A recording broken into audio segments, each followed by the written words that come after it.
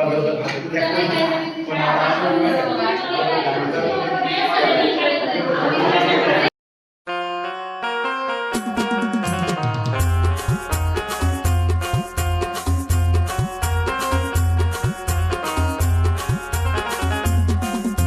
बाबा भी संगतीला हाय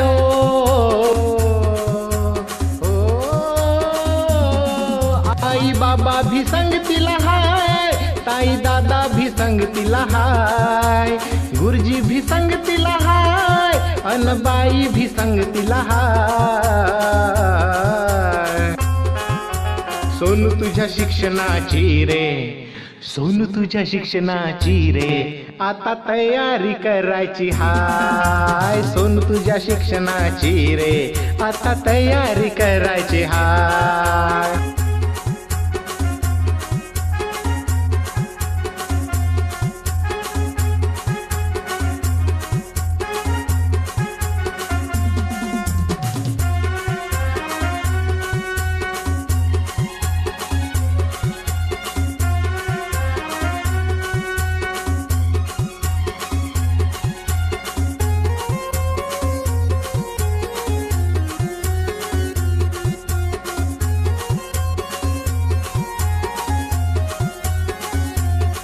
6 वर्ष तुला वेगवेगळ्या पद्धतीने विकास होत असतो आणि ते तसे घडत असतात। तर ही जी पहिली जी आहे ही एक मोजमाप पायरी आहे, जी वेगवेगळे विकास आपण बघतोय, शारीरिक विकास, बौद्धिक विकास, सामाजिक भावनिक विकास, गणनपूर्व तयारी, हा जो विकास आहे तर ही एक पहिली पायरी आहे की जेणेकरून हा विद्यार्थी आता कितपत, आता ह्याला शाळेत पाऊल ठेवायचं आहे तर आता तो कितपत तयार आहे शाळेमध्ये येण्यासाठी याची प्राथमिक चाचणी शाळेकडून केली जाते। जाणीवपूर्वक असं नाही की म्हणजे त्याची परीक्षा घ्यायची आहे हा उद्देश त्याच्या मागे नाहीये, पण एक छोटासा अंदाज यावा की ह्याला कितपत, बाबा आता ह्याला शाळेमध्ये पहिलं पाऊल टाकायचंय तर ह्याला कितपत येतंय।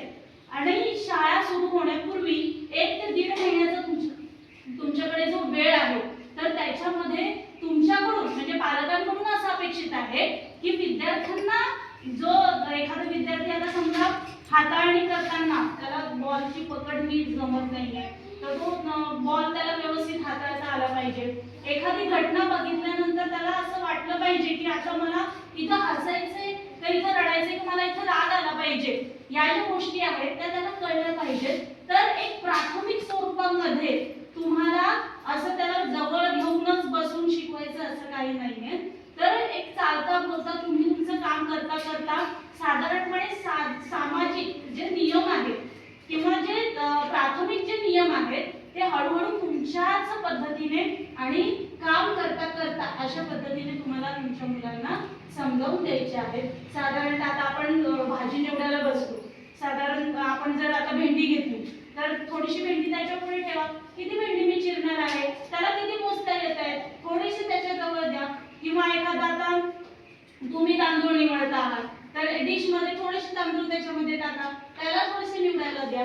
म्हणजे अशा पद्धतीने तुमचं काम करता करताच त्याला त्याच्यामध्ये थोडीशी आपल्याला प्रगती करायची आहे की जेणेकरून पहिलं पाऊल जे त्याचं शाळेमध्ये पडणार आहे ते अतिशय विश्वासपूर्वक, आत्मविश्वासपूर्वक, आनंददायी आणि कोणतीही भीती त्याच्या मनामध्ये नसावी अशा पद्धतीने त्याचं ते पहिलं पाऊल असणार आहे। आणि याच्यासाठीच हा सगळा अट्टाहास आपण करत आहोत।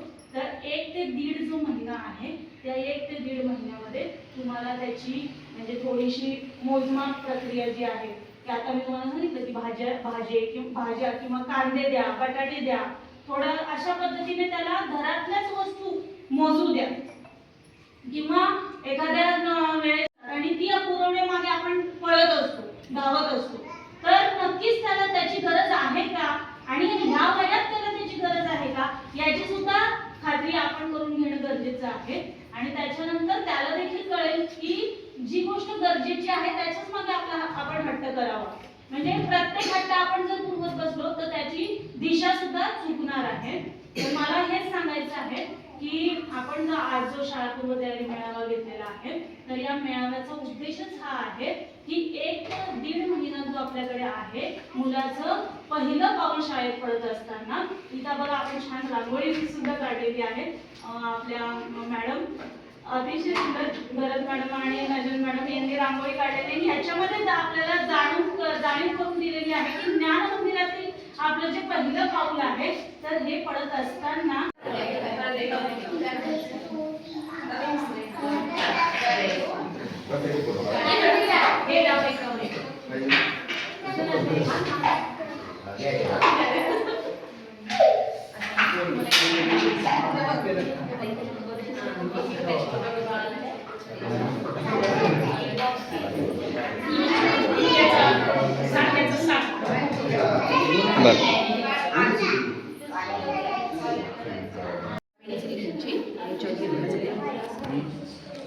मॅडम इकडनं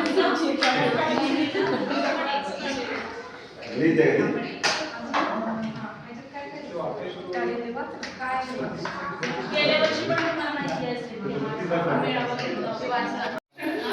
बौद्धिक विकास होण्याचे तिथं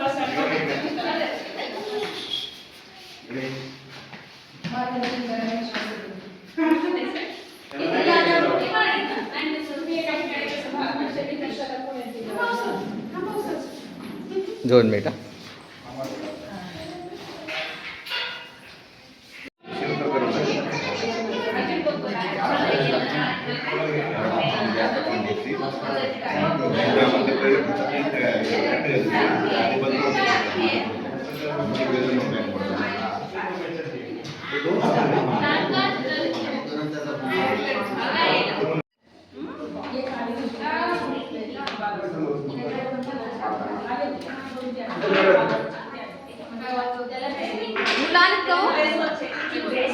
ईश्वरी आली का?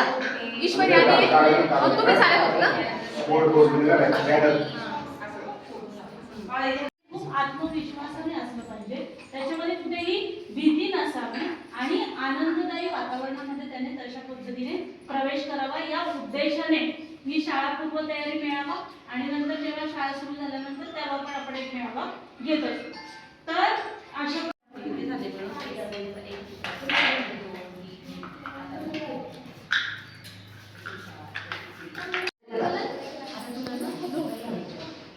इकडे घ्या ना.